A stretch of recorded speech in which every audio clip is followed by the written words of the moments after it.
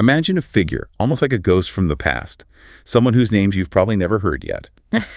Well, by some accounts, they were responsible for more death than many infamous serial killers we do know. Mm-hmm. Today, we're going deep into 17th century Italy, into a really chilling story. It's about desperation, deception, and a woman named Giulia Tofana.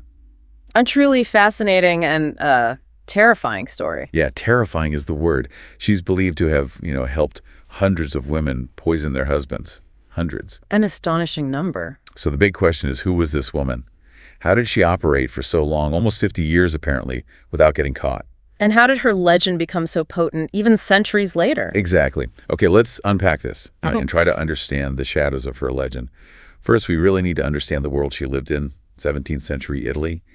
It's hard for us to really picture how different things were, especially for women. Completely different reality. Yeah. Think about it. Your life pretty much decided for you from birth. Marriages were arranged, for family status or money, love, your feelings, they didn't matter. Not at all. It was purely transactional. Yeah. And a woman's dowry, her inheritance, just became her husband's property the moment they married. And once married, Mm-hmm. well, the husband had absolute control. Legally, he owned her almost. Beatings, abuse, that was often seen as his right. A disciplinary right, unbelievably, and there was no way out. No divorce, none. You were just trapped, completely trapped in these awful, sometimes violent situations. And domestic prison, essentially. And options outside marriage. So few. Bitching, maybe a convent if you were lucky, or prostitution, sex work with all the danger and shame that came with it. Prior choices. And then there was childbirth itself. Oh, yeah. Terrifyingly dangerous, rich, poor, didn't matter. So many women died in childbirth. It was this constant fear hanging over them. Mm-hmm. So you have to ask, faced with all that, this utterly impossible life, no power, no escape, what could a woman even do? It's almost unfathomable, isn't it? But you've painted the picture perfectly. This wasn't just about, escaping a bad husband sometimes. It was about trying to get any control back. A sliver of autonomy. Exactly. And this created, a desperate need. A market, almost, for a solution, however dark. Being a widow wasn't easy. It definitely had its own problems, but... Better than the alternative for many. For many, yes. It was maybe the only way to get control of their own money, their property, maybe avoid another forced marriage. It was kind of the only escape hatch from total powerlessness. And into this world steps Giulia Tofana. So much about her is still a mystery, we don't even have a confirmed portrait. Shrouded in legend, really. Right. But the story goes, she might have been the daughter of another woman, Tofana d'Adamo, who was executed back in 1633 for poisoning her husband. So possibly a family trade, so to speak. Grim. Yeah, grim is right. Whether she learned it from her mother or figured it out herself, we don't know. But she was apparently beautiful, and she spent time with apothecaries. The people who mixed medicines and potions back then. Learning the craft. Seems like it. Learning about ingredients, how to mix them, how to hide them. And from this knowledge, she created her signature product, Aqua Tofana. The infamous poison. Yeah. It looked completely harmless, like water or maybe a clear oil. But inside, it's thought to be this deadly mix of arsenic, lead, and belladonna. And those ingredients weren't exactly rare back then, were they? No, that's the chilling part. They were actually common in things women used every day. Belladonna juice. Women used it as eye drops to make their pupils bigger. Right, for that sort of striking, wide-eyed look that was fashionable. Exactly. And arsenic and lead, they were in face powders for that really pale white skin that was considered beautiful in the Renaissance. Common beauty products. Right. And this is where Giulia's, her dark genius or just horrifying cleverness comes in. She took these everyday cosmetic ingredients. And weaponized them. Completely. Imagine hiding a deadly poison right there on your dressing table, disguised as makeup. What's fascinating here is how perfectly it fit the limitations of the time. Aqua Tofana wasn't just lethal. It was psychologically brilliant for the 17th century. How so? Well, like you said, colorless, tasteless, but also slow acting. And because forensic science didn't exist, doctors just couldn't detect it. No? They'd see someone getting weaker, wasting away. They'd blame it on, a fever, bad air, consumption, common causes of death. Then they were baffled. So it mimicked natural illness. Precisely. And that slow progression was absolutely key. It only took maybe 4 to 6 drops total to kill someone, but it wasn't instant. Right, you said 4 doses. Yeah, administered over time. The first dose might just seem like a cold.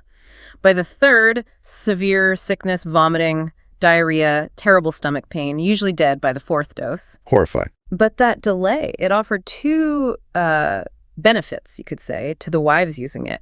First, the death looked natural, no suspicion. Okay, makes sense. But second, and this was crucial for many religious women, it gave the husband time. Time to suffer, yes, but also time to confess his sins, make peace with God. So they wouldn't feel like they damned his soul. Exactly. Eased their conscience. And practically speaking, it gave him time to write or update his will, ensuring the wife inherited properly.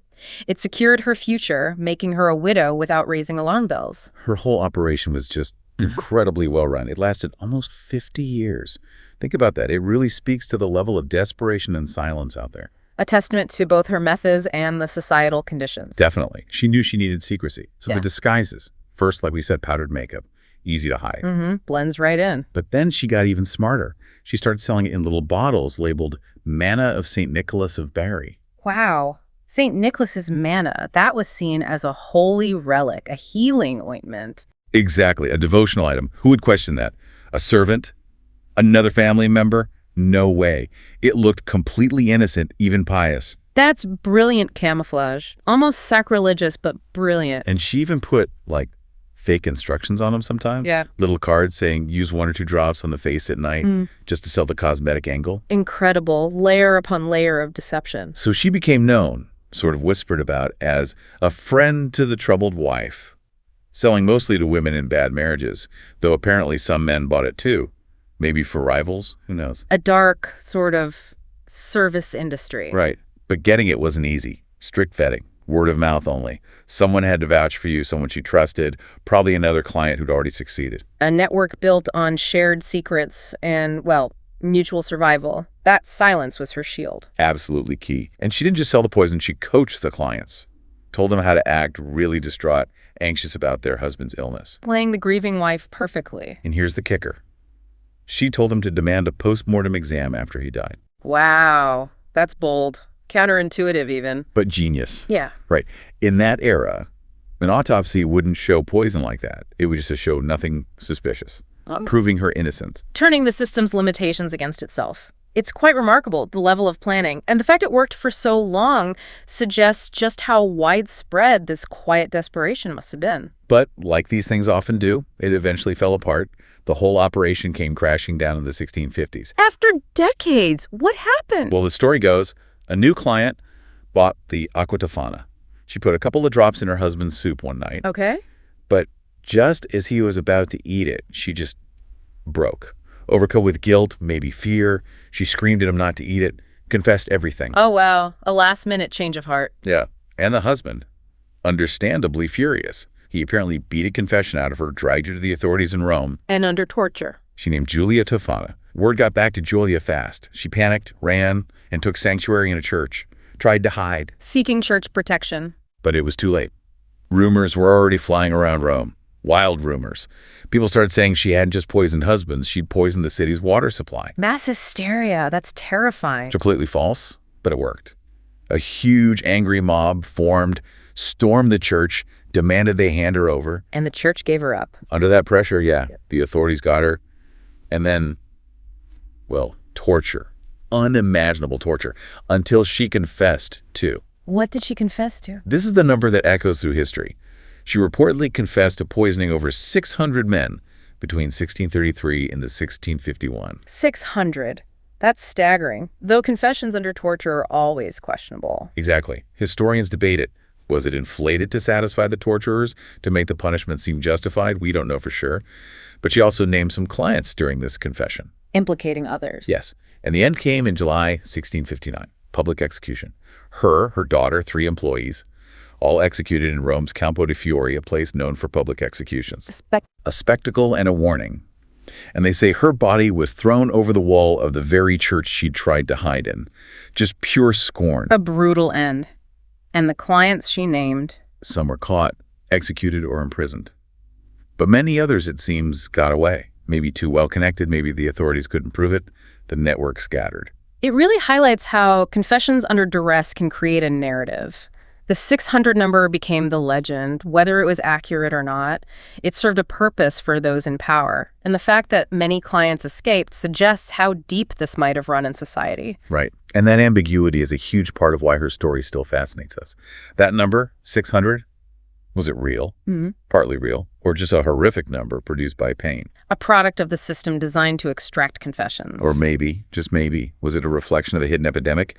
A silent wave of women finding a desperate way out? It's possible. And then there's the other unsettling thought. Could Giulia have been innocent? A scapegoat? You know, Europe was rife with witch hunts around that time. Women dealing with herbs, cosmetics, anything secretive, they were targets. Maybe she was just in the wrong place, doing the wrong feminine things at the wrong time. It's another layer of uncertainty. We can't definitively know her true guilt or the full scale. But guilty or innocent, the legend of Aqua Tofana took hold. It became this terrifying phantom long after she was dead. It absolutely did. There's that famous story about Mozart, right?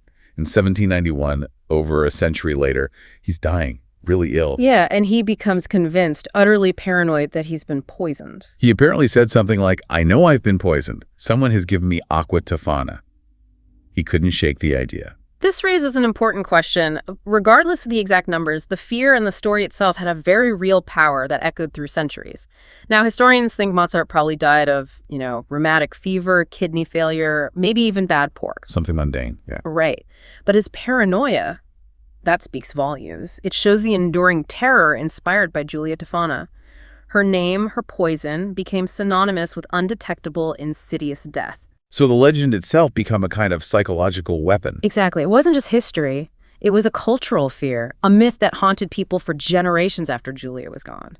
It really makes you think about how stories, how fear can be just as powerful, sometimes more powerful, than the actual facts. So we're left with this deeply unsettling story of Giulia Tofana, a woman born from the desperation of her time, maybe driven by a dark kind of cleverness, who wrote this truly chilling chapter in history. A complex figure, certainly. Yeah, a killer, yes, but also, maybe, a provider of a terrible last resort escape for women who had literally no other way out, women with no voice, no rights, no hope. It forces you to confront uncomfortable questions about society, then. It really does. In a world that offered nothing but oppression, does that desperate desire for freedom even achieve through such dark means? Does it become, understandable, maybe even inevitable? It's something to really think about. Thank you for joining us on this deep dive into the extraordinary and unsettling story of Giulia Tofana. It's been a compelling discussion. If you found this chilling tale captivating, we really encourage you to like this story, share it with anyone else who appreciates these kinds of historical mysteries and true crime tales. And please subscribe to the Horror Docs channel for more content like this. Until next time, stay curious, stay informed, and always question the narratives of the past.